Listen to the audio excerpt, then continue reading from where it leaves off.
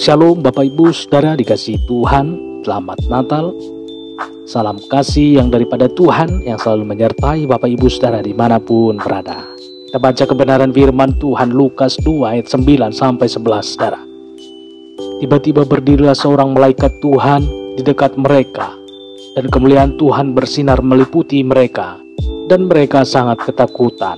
Lalu kata malaikat itu kepada mereka, "Jangan takut, sebab sesungguhnya aku memberitakan kepadamu kesukaan besar untuk seluruh bangsa. Hari ini telah lahir bagimu juru selamat, yaitu Kristus Tuhan di kota Daud." Puji Tuhan. Berita Natal Saudara, biasanya berita yang penting disampaikan oleh orang penting dan untuk orang penting juga Saudara. Memang berita penting tentang kelahiran Yesus juru selamat manusia disampaikan oleh para malaikat yang khusus datang dari surga. Tetapi yang membuat kita bertanya-tanya Saudara, berita penting itu oleh para malaikat tidak disampaikan kepada para imam, pejabat penting atau Raja Herodes. Malah sebaliknya disampaikan kepada para gembala. Sepenting itukah kedudukan para gembala waktu itu Saudara? Siapakah gembala pada waktu zaman itu? Gembala bertugas mengembalakan ternak. Pekerjaan kasar pada era itu Saudara. Status mereka tidak dipandang sama sekali. Gembala bukanlah orang penting pada waktu itu. Gembala adalah warga kelas 3. Jangan takut. Seumur-umur para gembala belum pernah melihat malaikat. Sinar yang begitu terang juga mengagetkan mereka Saudara. Belum sempat menyadari apa yang ada di depan mereka, sapaan malaikat meneduhkan hati mereka. Manusia memang pada umumnya mudah takut Saudara.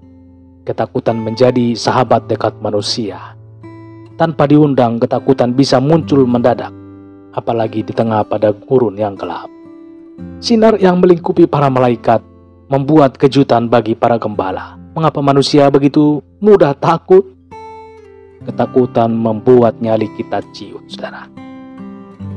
Ketakutan merampas keberanian kita. Dosa membuat hidup manusia diselimuti rasa takut. Padahal itu semestinya tidak boleh terjadi dalam diri setiap orang percaya. 2 Timotius 1 ayat 7 berkata, "Sebab Allah memberikan kepada kita bukan roh ketakutan, melainkan roh yang membangkitkan kekuatan, kasih, dan ketertiban." Dulu sebelum kita percaya kepada Tuhan Yesus, wajar hidup kita dipenuhi ketakutan.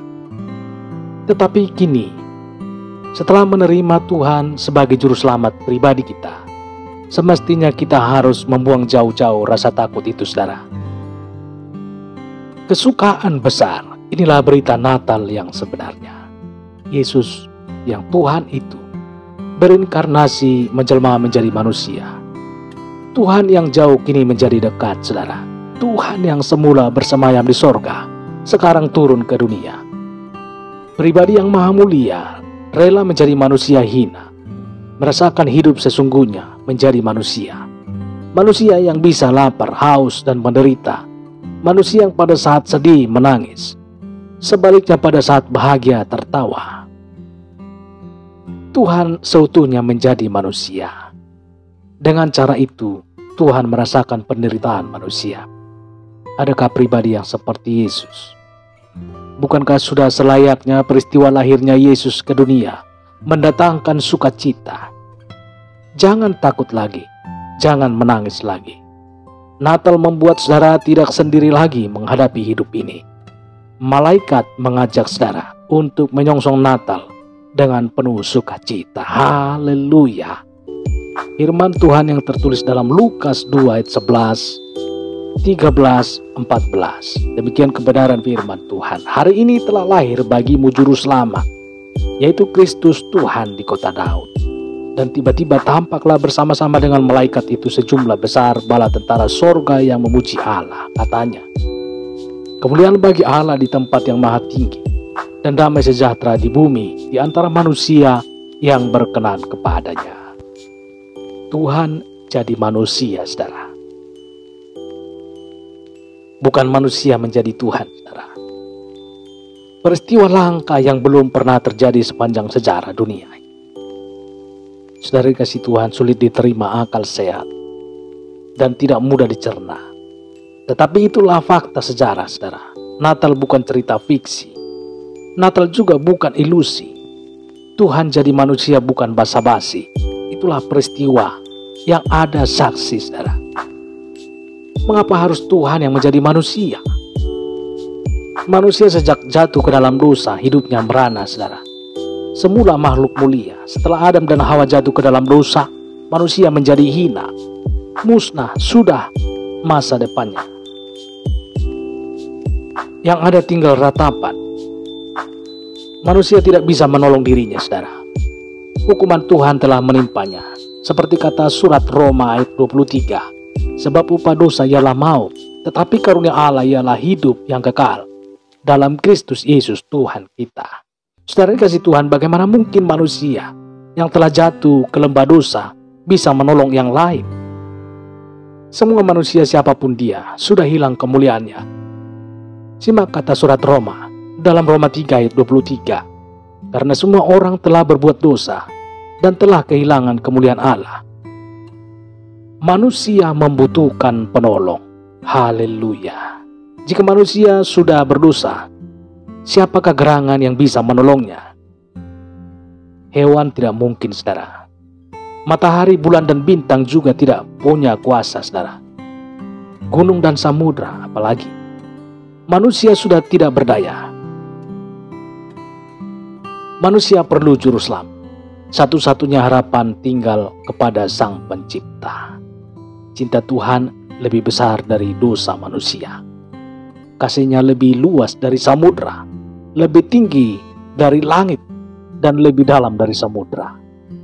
Tidak ada lagi nama lain di dunia ini yang bisa menolong kita untuk bisa masuk surga seperti kata Alkitab dalam Kisah Rasul 4 ayat 12. Dan keselamatan tidak ada di dalam siapapun juga selain di dalam Dia. Sebab di bawah kolong langit ini tidak ada nama lain yang diberikan kepada manusia yang olehnya kita dapat diselamatkan. Hanya melalui Yesus kita bisa masuk surga. Banyak jalan ke Roma. Itu ungkapan yang ingin mengatakan jangan putus asa. Jika jalan kita tertutup, masih ada jalan lain. Tetapi tidak demikian halnya jalan ke surga, saudara. Tidak ada jalan alternatif yang lain. Hanya ada satu jalan. Nama jalannya adalah jalan Yesus Tuhan. Ini dikatakan oleh Tuhan Yesus sendiri, saudara. Yohanes 14 ayat 6. Kata Yesus kepadanya, Akulah jalan dan kebenaran dan hidup. Tidak ada seorang pun yang datang kepada Bapa kalau tidak melalui aku. Anda sudah tahu jalan ke surga? Pilihan di tangan saudara. Sambutlah dia sekarang juga. Undang dia lahir di palungan hati saudara. Selamat Natal, Tuhan Yesus memberkati. Haleluya. Amin. Kita berdoa, saudara. Bapa di dalam surga, terima kasih ya Tuhan. Hari ini kami bersyukur. Kami kena percaya bahwa Engkau sudah lahir di dalam hati kami. Seluruh para pendengar yang mendengarkan program Santapan Rohani pagi hari ini Tuhan, saya kena percaya bahwa kuasa firman-Mu berkarya bagi setiap hati mereka. Bahwa Engkau lahir bagi setiap hati mereka. Di dalam nama Tuhan Yesus. Dalam nama Tuhan Yesus. Kami berdoa dan mengucap syukur. Haleluya. Amin. Bapak Ibu dikasihi Tuhan. Demikian pendengaran firman Tuhan. Pada saat hari ini Tuhan Yesus memberkati. Saya kira dan percaya bahwa firman Tuhan akan menggarap saudara. Menggarap hati setiap para pendengar. Dan menerjemahkan setiap kata-kata firman Tuhan. Bagi setiap para pendengar pada saat hari ini. Tuhan Yesus memberkati dan sampai jumpa kembali kita dalam renungan firman Tuhan esok hari. Haleluya. Amin.